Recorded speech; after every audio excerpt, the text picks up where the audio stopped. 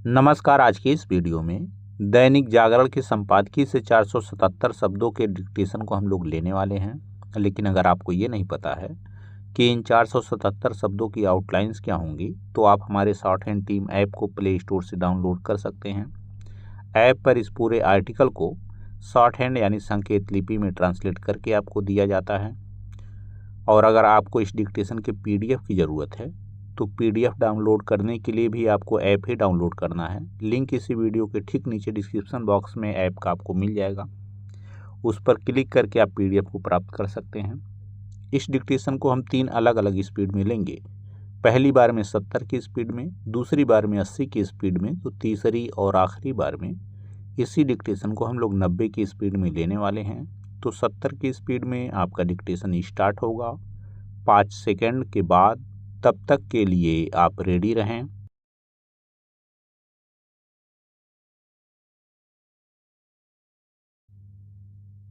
Start. Supreme court ने Delhi NCR में प्रदूषण की रोकथाम में सुस्ती पर फिर से नाराजगी जताई और यह कहा कि कोई काम नहीं हो रहा है। उसने अपने पहले के आदेश में कुछ संशोधन किए और पुराने वाहनों को दंडात्मक कार्रवाई से मिली छूट भी समाप्त की। उसकी ओर से दिल्ली और उसके आसपास बढ़ते प्रदूषण पर लगाम लगाने के लिए कुछ और भी निर्देश दिए गए।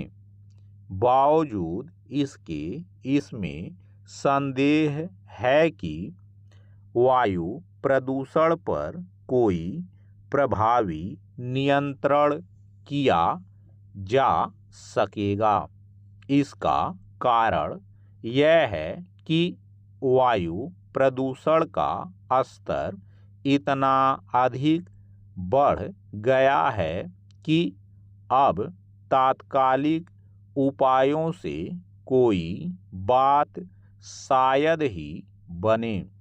वायु प्रदूषण से मुक्ति के लिए दीर्घकालिक उपायों पर लगातार काम करना होगा। बीते कुछ वर्षों से हो यह रहा है कि जब वायु प्रदूषण सिर उठा लेता है तब उससे निपटने के प्रयत्न किए जाते हैं। प्रति वर्ष सर्दियां शुरू होते ही दिल्ली और उसके आसपास के इलाकों में वायु प्रदूषण का एक कारण इस क्षेत्र की भौगोलिक स्थिति भी है, लेकिन उसका तो कुछ किया नहीं जा सकता। जो किया जा सकता है वह यह कि प्रदूषण के सभी कारणों के निवारण पर एक साथ गंभीरता से ध्यान दिया जाए। दिल्ली और उसके आसपास प्रदूषण के बड़े कारणों में वाहनों का उत्सर्जन और सड़कों एवं निर्माण स्थलों से उड़ने वाली धूल है। वाहनों के विषाक्त उत्सर्जन का मूल कारण ट्रैफिक जाम के चलते उनका अत्यंत धीमी गति से चलना है। ना तो ट्रैफिक जाम का कोई समाधान खोजा जा पा रहा है और ना ही सड़कों एवं निर्माण स्थलों से उड़ने वाली धूल का निदान हो पा रहा है। पैरा, यह समझा जाना चाहिए कि वायु प्रदूषण केवल दिल्ली और उसके आसपास की ही समस्या नहीं है। अब यह उत्तर भारत की समस्या बन गया है। सच तो यह है कि ठंड के मौसम में स्वच्छ वायु अब देश के चंद हिस्सों में ही उपलब्ध होती है। इसकी वजह उन कारणों का निवारण न किया जाना है जो हवा को दूषित करते हैं। अध्ययन यह बताते हैं कि 80% प्रदूषण धूल एवं धुएं से होता है और उसमें उस धुएं की भी हिस्सेदारी है जो लकड़ी, कोयला, उपले आदि जलाने से निकलता है। समस्या यह है कि कोयला, लकड़ी और उपलों को न जलाया जाए, इसके लिए कोई उपाय नहीं किए जा पा रहे हैं। इसी तरह पत्तियों और कूड़े को जलाने का सिलसिला भी खत्म नहीं किया जा पा रहा है। हाल में दिल्ली में तंदूर में कोयला, लकड़ी के उपयोग पर तो पाबंदी लगा दी गई, लेकिन शेष उत्तर भारत में तो इस दिशा में कुछ भी नहीं किया जा रहा है। यही कारण है कि देश के अनेक ग्रामीण इलाकों में भी वायु प्रदूषण की समस्या गंभीर होती जा रही है। यह सही समय है कि इस पर गौर किया जाए कि खाना पकाने के लिए रसोई गैस का वास्तव में कितना इस्तेमाल हो रहा है। स्टॉप। दोस्तों, इसी डिक्टेशन को दूसरी बार में हम लोग 80 की स्पीड में लेंगे और आपका समय स्टार्ट होगा 5 सेकंड के बाद। तब तक के लिए आप रेडी रहें।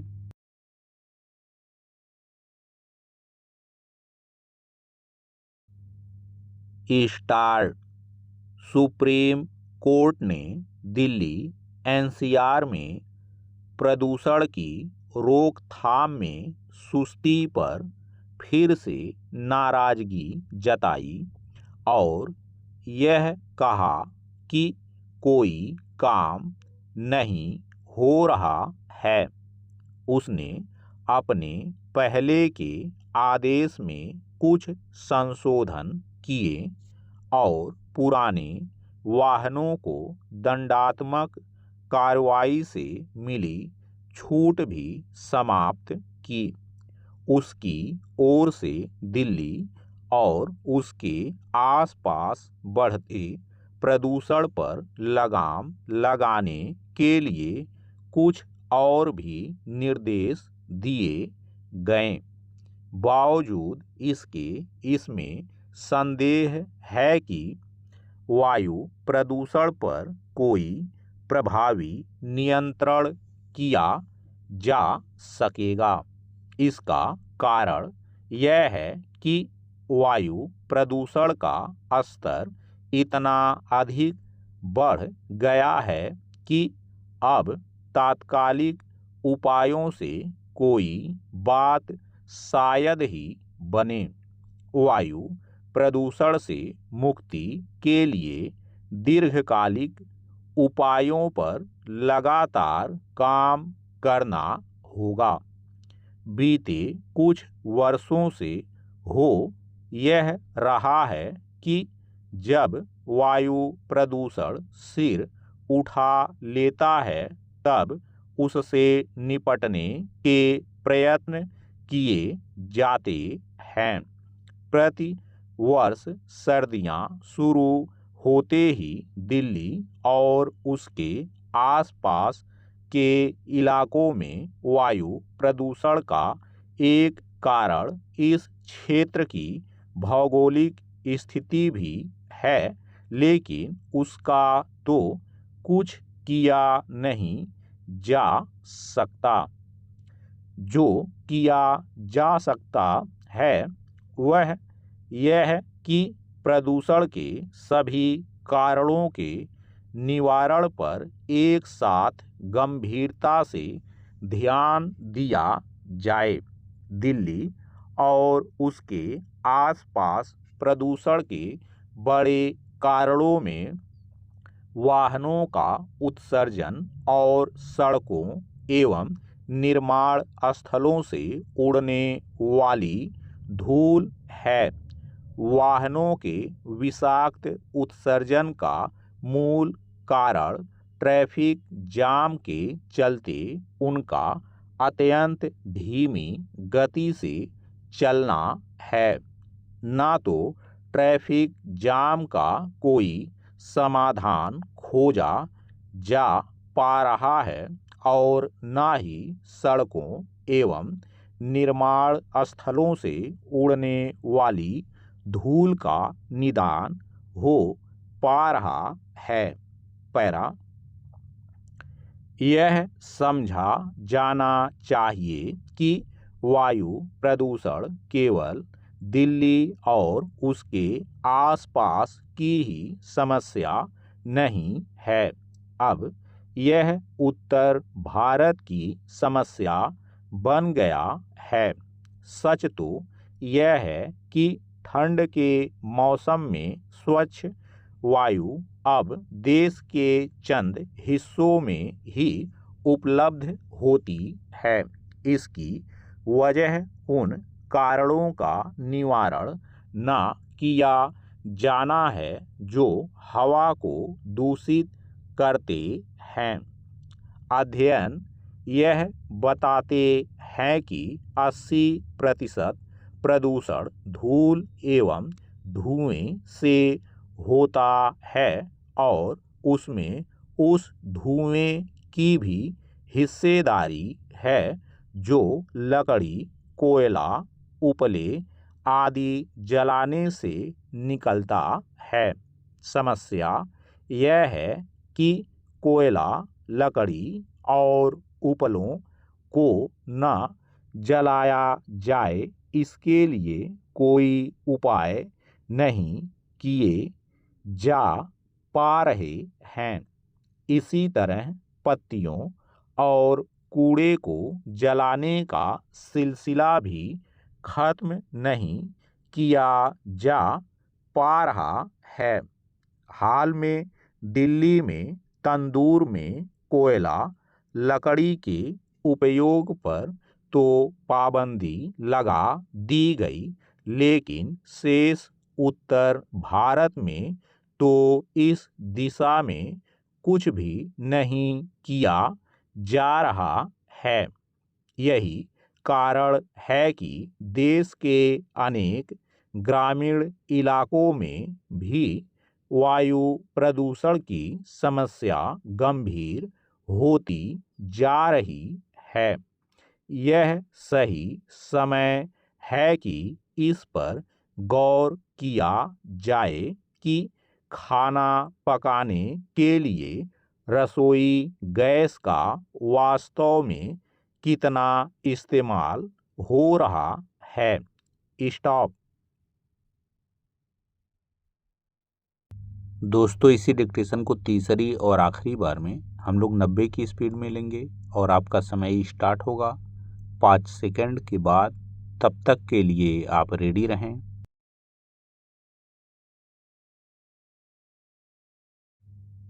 स्टार्ट।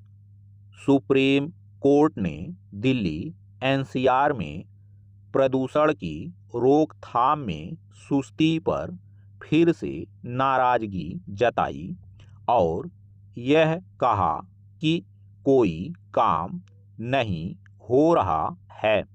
उसने अपने पहले के आदेश में कुछ संशोधन किए और पुराने वाहनों को दंडात्मक कार्रवाई से मिली छूट भी समाप्त की।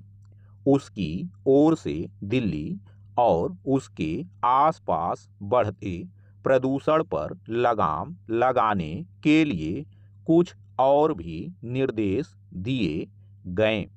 बावजूद इसके इसमें संदेह है कि वायु प्रदूषण पर कोई प्रभावी नियंत्रण किया जा सकेगा। इसका कारण यह है कि वायु प्रदूषण का स्तर इतना अधिक बढ़ गया है कि अब तात्कालिक उपायों से कोई बात शायद ही बने। वायु प्रदूषण से मुक्ति के लिए दीर्घकालिक उपायों पर लगातार काम करना होगा। बीते कुछ वर्षों से हो यह रहा है कि जब वायु प्रदूषण सिर उठा लेता है तब उससे निपटने के प्रयत्न किए जाते हैं। प्रति वर्ष सर्दियां शुरू होते ही दिल्ली और उसके आसपास के इलाकों में वायु प्रदूषण का एक कारण इस क्षेत्र की भौगोलिक स्थिति भी है, लेकिन उसका तो कुछ किया नहीं जा सकता। जो किया जा सकता है वह यह कि प्रदूषण के सभी कारणों के निवारण पर एक साथ गंभीरता से ध्यान दिया जाए। दिल्ली और उसके आसपास प्रदूषण के बड़े कारणों में वाहनों का उत्सर्जन और सड़कों एवं निर्माण स्थलों से उड़ने वाली धूल है। वाहनों के विषाक्त उत्सर्जन का मूल कारण ट्रैफिक जाम के चलते उनका अत्यंत धीमी गति से चलना है। ना तो ट्रैफिक जाम का कोई समाधान खोजा जा पा रहा है और ना ही सड़कों एवं निर्माण स्थलों से उड़ने वाली धूल का निदान हो पा रहा है। पैरा यह समझा जाना चाहिए कि वायु प्रदूषण केवल दिल्ली और उसके आसपास की ही समस्या नहीं है। अब यह उत्तर भारत की समस्या बन गया है। सच तो यह है कि ठंड के मौसम में स्वच्छ वायु अब देश के चंद हिस्सों में ही उपलब्ध होती है। इसकी वजह उन कारणों का निवारण न किया जाना है जो हवा को दूषित करते हैं। अध्ययन यह बताते हैं कि 80% प्रदूषण धूल एवं धुएं से होता है और उसमें उस धुएं की भी हिस्सेदारी है जो लकड़ी, कोयला, उपले आदि जलाने से निकलता है। समस्या यह है कि कोयला, लकड़ी और उपलों को न जलाया जाए, इसके लिए कोई उपाय नहीं किए जा पा रहे हैं। इसी तरह पत्तियों और कूड़े को जलाने का सिलसिला भी खत्म नहीं किया जा पा रहा है। हाल में दिल्ली में तंदूर में कोयला, लकड़ी के उपयोग पर तो पाबंदी लगा दी गई, लेकिन शेष उत्तर भारत में तो इस दिशा में कुछ भी नहीं किया जा रहा है। यही कारण है कि देश के अनेक ग्रामीण इलाकों में भी वायु प्रदूषण की समस्या गंभीर होती जा रही है। यह सही समय है कि इस पर गौर किया जाए कि खाना पकाने के लिए रसोई गैस का वास्तव में कितना इस्तेमाल हो रहा है। स्टॉप।